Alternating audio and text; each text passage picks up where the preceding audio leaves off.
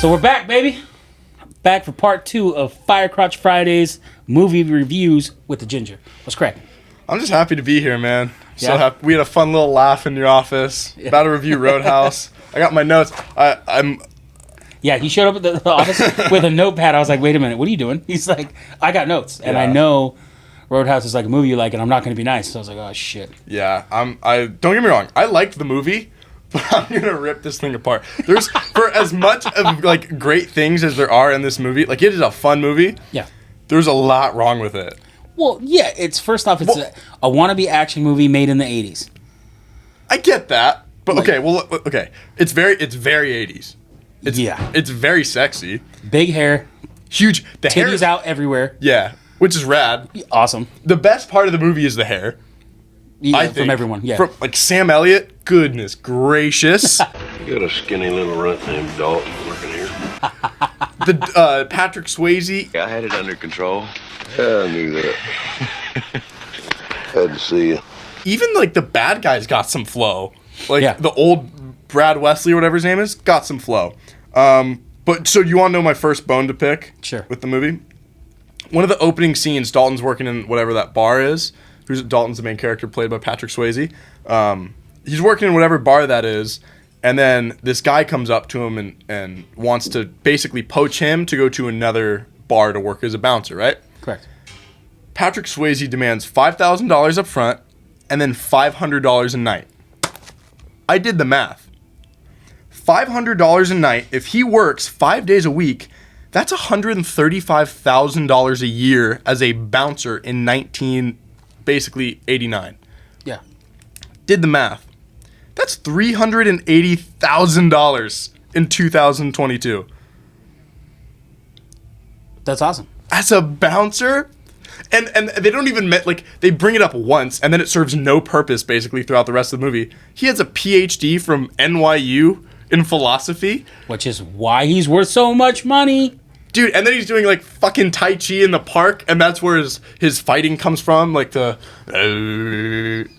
Are you kidding? Bro, this is 80s. You're not bugged by this at all? You gotta remember, 80s. This is pre-MMA. This is pre-UFC.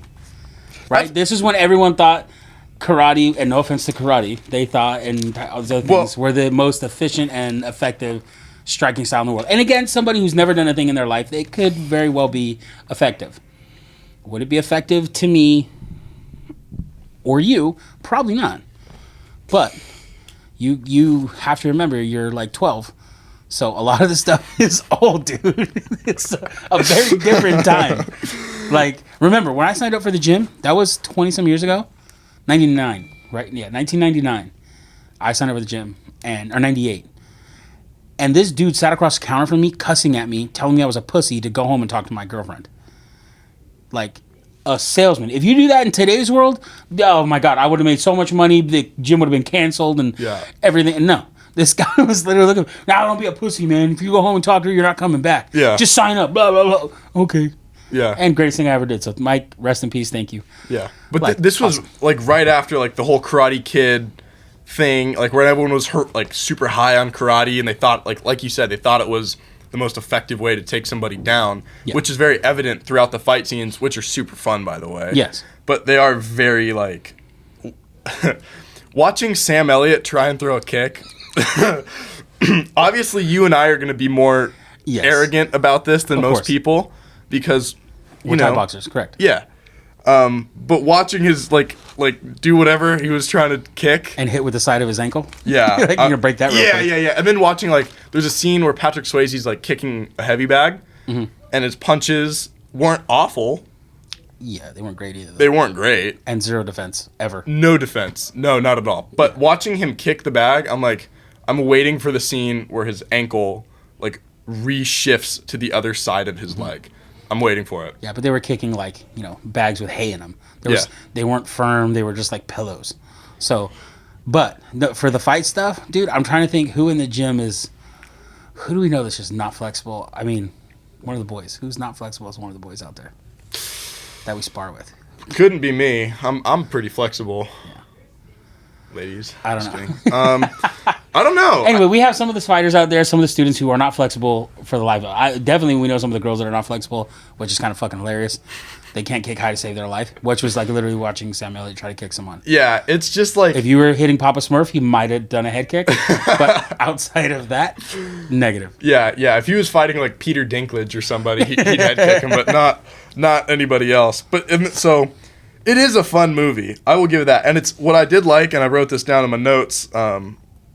Throughout the movie, and as it progresses, and as he like cleans up the bar, they start to, it goes from like a shitty, like the floors are made out of fucking rocks, and the tables are horrendous, and they have that like steel gate. A fence. It's literally a fence. Yeah, in front of the band, because people are constantly throwing shit at him, which, by the way, doesn't make sense, because all that's going to do is break the bottle, and then the shards are going to go through and then hit the band. Which it did, and one of them would, like, cut him, And so the main singer of the band is blind, right? Yeah. Do you think I'm sure this has nothing to do with it, but do you think it's from a bottle hitting him in the head? No, because he knew Dalton from before, and he was blind before that. All right. Well, it is fun, because throughout the movie, that stuff changes. Like, the gate gets taken down, and it just becomes a lot prettier of a bar, and it's kind of goes to show that it is getting cleaned up, which is like a good little addition. But yeah, and then so here's another bone I have to pick. His relationship with the doctor chick. Yeah. Did it not seem just like a little pointless? Like, if she was constantly like helping him heal up, and Well, the main thing was just to create one more reason for Brad Weston to hate him, because that's who he wanted and couldn't have. And now he's a new dude who's cleaning a bar that he wanted can get. Yeah. He wanted to stay a shithole. He doesn't want anyone to tell him what to do. So now you got this person who's new, took the girl you wanted, and is cleaning up the town that you believe is your town. That makes sense. So it's just another reason for basically Brad Wesley to hate. Yeah, correct. So that dude was great. He is such a good villain.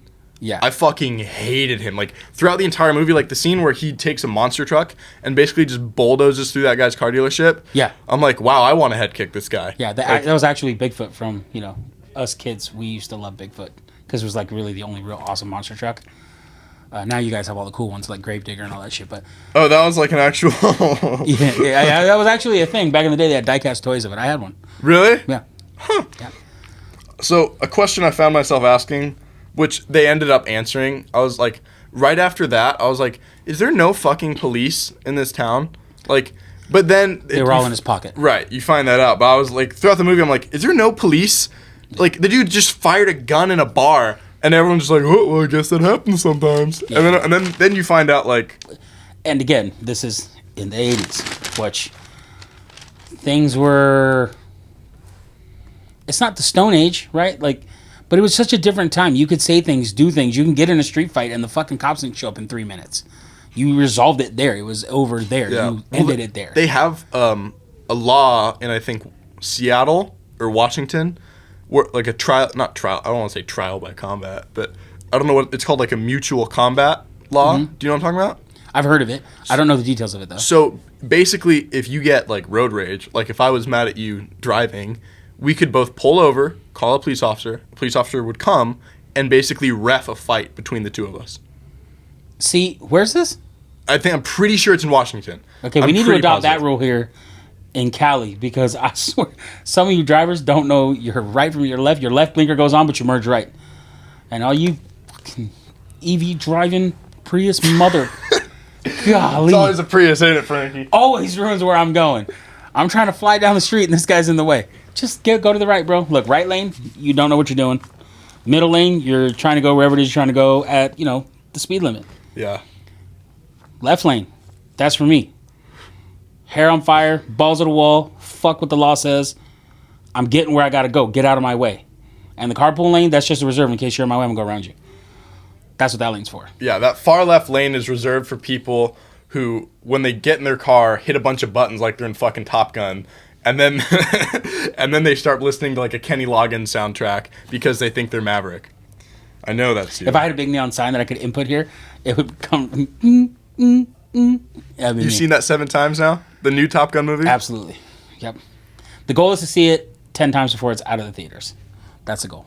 Well, I'm pretty sure you'll have that chance because you are the one keeping it in theaters. That's cool. I mean, I've seen other movies. I've seen the new Doctor Strange. I've seen the new Jurassic Park. I just saw Elvis, which will be next.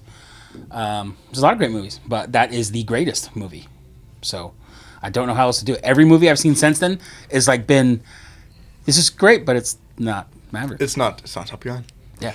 What did you think about like the main fight scene when they like not like the one where he's in the house with the two at the end, like the other Brad Wesley's like main goon. Yeah. When after he blows up the dude's house. Yeah. What did you think about that? Because I mean, obviously it was a cool fight scene. So from a person who's just watching a movie, it was awesome because it was finally time, because they teased it earlier in the movie in the bar, like they're finally gonna get it, and they stopped. Right. Yeah. Damn it. Yeah. Right. So in that part of the movie, it's like, finally, I want to see what this guy's got. Yeah. And he is, like, from my point of view, I think he is actually the most skilled martial artist. He was 100%. Yeah. 100%. He, like, looked like he knew what he was doing. He was throwing better techniques properly. Yeah. Right. But he was a villain, so he's also going to have to, He won't win, obviously. But But Patrick Swayze's a badass, and he really put in the time, the effort to work. Yeah. So it was super fun to watch the fight scene because I really liked it. It was like, finally, let's see. It was a fun scene, yeah. And it was back and forth. It wasn't one-sided like some older movies tended to be like, oh, he's so awesome that no one has a chance. When in reality, we know how it things ends. happen. Yeah. So, but no, it was a really awesome scene. And ripping the throat out was icing on the cake for me. Yeah. So I have 2 bones to pick in that scene. My first one, which caught me so off guard in the moment that I literally was like, I wrote it down. I was like, I cannot wait to talk to Frankie about this. He has him in like a choke, and he says, I'm going to read it how it was said. I used to fuck guys like you in prison. What? Dude, what? That caught me, like, then you kind of explained it to me because I brought it up to you earlier. Like, how he kind of had the earring, and it was like his thing, like he was blowing kisses always, but like, it's not even that it was just like that he said to a dude and it was about fucking guys. Like, I don't care about that. It was just such a random line that I want to meet whatever writer wrote that and just be like, I love that. Like, that was the best part of the movie because it catches you so off guard. And it reminds me of the scene in Happy Gilmore where Shooter McGavin's like, I eat pieces of shit like you for breakfast. And then Adam Sandler's like, you eat pieces of shit for breakfast? It made me just want to say, like, you fuck dudes in prison. I get that that's really your only option. But well, so like in some environments, it's a kill or be killed, right? Right. So in prison, either you're her or you're him. I understand that. Cases. So in that case, he's trying to show his dominance, saying, hey, no matter where we are, I'm going to run you. Whether it's here on the street, in prison, either way, you're getting fucked. Right? Okay, so that makes more sense. At least that's how I took it. Because there's no other way I want to think about that. Well, right? You can be whatever you want. I don't give a shit. I was like, wow, we're about to get this fight scene's about to turn into the scene with him and the doctor chick. Where they start, like, I was like, whoa. Because he literally, like had him in a choke and then goes, I used to fuck guys like you in prison. like borderline like whispers sweet nothings into his ear. And then his throat gets ripped out by Patrick Swayze, which they alluded to earlier in the movie. Yeah. But that was the most 80s part of this thing. Just like, fucking karate throat rip. Boom, Mortal Kombat. Yeah. Like, fatality. Which was awesome. Yeah, it was cool. Like, I want to rip someone. I always, because there's so many things you can do. They say it takes. Please don't say you want to rip somebody's throat out. I mean, how do I say this politely? Get that. Go up to Washington and get that. I would mutual love combat to law. do that in my head. Would I want to hurt somebody like that? No, but yeah, I want to try it. Does it work? That's why you got the Street Fighter game in the corner there. So, like when we spar, right? Like when I'm sparring someone or when I was fighting, I hurt a guy so bad I busted his knee. In that moment, I wanted to rip it off. But as soon as they separated and we calmed down, I felt so bad for that. You know what I mean? Like, because it's the heat of battle, right? It's very different. You know? So I was like, oh, fuck, my bad, damn. So in my head, I'm like, yeah, it'd be fucking awesome to rip someone's throat out. And then all the repercussions, things that come with it, I don't want to deal with that. Like, I just killed someone, oh my God, what do I do? Like, I don't want all that stuff. You know what I mean? I just want to see if it's possible. Consequence. Well, no, if they had a dummy, see if you could do that amount of pressure, what it takes to do it on a dummy. I just want to see if I could do it. Having like shaken your hand before, I know that you could do it because of your bear paws that we decide to call hands. Yeah, look at those. Look at those frickin' Jimmy Dean sausage links you have attached to your hand. Yeah, so if you guys have ever seen Fantastic Four, you know Thing, when he tries to pick up something up off the floor? This is 1,000% me, by the way. I had to, like, drag stuff to the corner to, like, pick it up. Like, I could break a lot of stuff, crush a lot of stuff, but picking things up, they're not good for everything. Did you have a BlackBerry? Did you ever have a BlackBerry, like the phone? No, because my hands were too big. I was gonna say, like, how did you press the buttons? You hit you hit 8 and 9 at the same time when you're trying to read a phone number. Like, I use the edge of my fingers like this, so some people get the text like this, but for me, I use the edge. You so grow out one it's fingernail, kind of a point, and like, then you cut it so that you can use it like a little button pusher. Yeah. Anyway, I thought the movie it was fun. It was a fun movie. I think you're gonna have more appreciation. You know what's funny? I told my parents, who obviously are a lot older than I am, that we were going to be doing Roadhouse today, and they were like, "Oh, Roadhouse! I love Roadhouse!" And I was like, "Well, you're not going to love my review of it." But I think that's just a generational thing. Like, well, because we understand what it's like to be in that era and that time. Like, things are just so simple. Like, especially in today's chaotic, fucking crazy, cancel, woke ass pussy culture. Right. Right. You could look at the movies. You could say whatever you wanted without people freaking out about it. Right. You could show a girl being a girl, a guy being a guy, not having 50 people saying, well, this isn't this and this. Who cares, dude? It's a movie. Just enjoy it. It has nothing to do with you or your personal experience in life. We all have different life experiences. I get it. Yours is your choice, and I believe everyone has every choice they want. I don't care what yours is. I don't give a fuck. But don't ruin the movies for everybody else. Don't ruin everything for everyone else. Who gives a shit? Yeah, I understand that. And even watching like shows from not even that long ago, a couple years ago, like The Office, a lot of what they were saying in like the final seasons, they could not say now. Oh, bro, and that's only a couple years ago. Let's go back to the 80s and 90s to a show called Married with Children. I don't know if you ever watched those episodes. No, I've never seen it. But it's a great guy, Ed O'Neill, who's a black belt jiu-jitsu, gangsta. But he plays a character called Al Bundy. Wait, is he the dude from shoe salesman? Is he from Modern Family? Yes. That dude's a black belt in jiu-jitsu. Mm-hmm. You're jesting. No, I swear to God. A gangster, right? So, wow, I had no idea. Married with Children he was a shoe salesman who hated his job, hated his wife, damn near hated his kids. Mm-hmm.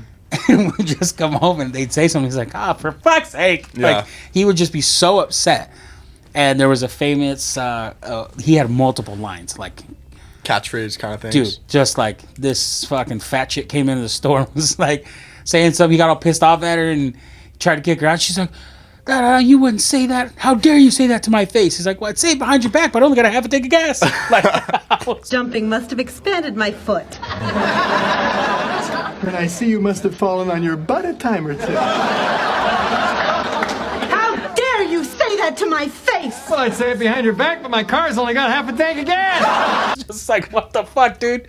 If you said that in today's world, you're done. Holy shit. You'd have 85,000 fat people outside with picket signs and he'd be canceled. He wouldn't have a job ever again. United States of America, Donald. But because it's comedy and it's a TV show, it's satirical. Hilarious. Yeah. People they're just so involved in la la la. Anyway, those shows would never make it today. Even though they're still on because they were so great. Right. They're classics. Yeah. Which I just think, like, just let it be. Let it be. If you are those things, like, I'm a fat person, right? I see that shit and I fucking laugh. Yeah. Some people see it, though, and they take a personal attack to it. Yeah. Like, how dare you attack because he's not. He's saying it to this person who's being rude to him. Yeah. It's everything about that moment in that. Not you, right? Take yourself out of it, right? And just enjoy the fucking humor in it. The problem with a lot of that, just, like, isolating that line, like, if you just take that line, it's not going to sound very good. Right. But in the moment, in the context, if you can have the context with it, it changes everything. Yeah, and it's a show. It's fake. It was made to be that funny on purpose. You should say that closer to the mic. It's not real. Yeah. But yeah, anyway, I thought the movie was good. It was fun. It was fun to... You know, there's like those just awful, horrendous movies that's just kind of fun to like laugh at. It was really, for me at least, it was on the border of like, wow, this is just a fun, like kind of action-filled movie. And there's a lot of things that like... You know, a bouncer getting paid $380,000. That's just funny to me, bro. You know how much? But of course, he has his PhD. Hey, let's go. Let's. Now we could add real life to this though. That fucking who's the chick? The Catch Me Outside retard chick. Oh, Bad Baby. Yeah, that fucker. How many millions love is she her. worth now? A lot. Catch She's me worth a lot. outside then. Some stupid ass shit. You are so irrelevant and dumb, but yet you make all this money because people want to see you lose, want to see you succeed, feel bad for you. I don't know what the fuck you're doing that is making you like that. I don't know. But you make that much money and you have zero accomplishments at all. Well, that's partly like this kind of unrelated, but I think that's like for people hating you and you making money off of it. It is kind of brilliant, but that's how I get that. Jake Paul, they've been doing Floyd that for a long Mayweather. time. Yes, that's how I they're get all that. But in that world we're in, if we can be that today, how could a guy who's the best at what he does as a cooler, right? Like, hey, you really want to open this business that's going to make you with liquor, going to make you millions. Yeah. What's 300 grand? Right? It ain't no big deal. It ain't shit. If you're making millions back then, because millions back then is tens of millions now, right? So, but that was something I kind of didn't understand because the dude, like whoever was the owner of that bar, the Double Deuce is what the bar is called, obviously had money.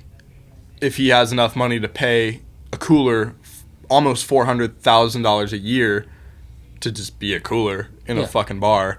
So why is he like kind of working a shit? Why is he even trying to run a shit little bar? I think if I'm not wrong, he took over the bar. Right. It was like a sentimental thing, maybe. Yeah, he took it over and he wanted to clean it up. So hey, I see this. I see potential in earning money. Already has liquor licenses and all these other things, which we know are a bitch to get. It's true. Right. You already have everything going. Now all I got to do is make it better. Not a lot of businesses not reinventing the wheel. It's just doing what other people do better. Yeah. Right? So it's simple. You know. So, ladies and gentlemen, Roadhouse. So a little off track, but that's the whole point of this shit is to not be like every other thing you see on YouTube. Right? You're going to get a little bit of us. You'll get some of the movie, some of probably what's going on in the world, and that's just what it is, right? And like, comment, subscribe, tell everyone to follow us, and that way we keep producing all the content and having fun. If there's a movie you want us to review, let us know. There's more coming. But for me, Roadhouse, on a scale of 1 to 10, Roadhouse is always going to get an 8 because it's awesome. Yeah, for as much as I just ripped it to shreds, I didn't really rip it to shreds. I did like the movie. I'd probably get like a 7. If it was on, I'd watch it. Yeah, see, there we go. That's it. You get to lose yourself in a movie and enjoy it for a little while. That's exactly what it is. Yeah. Anyway. All right, fair play. Roadhouse. All right, ladies and gents. We'll catch you on the flip. Keep going. Peace.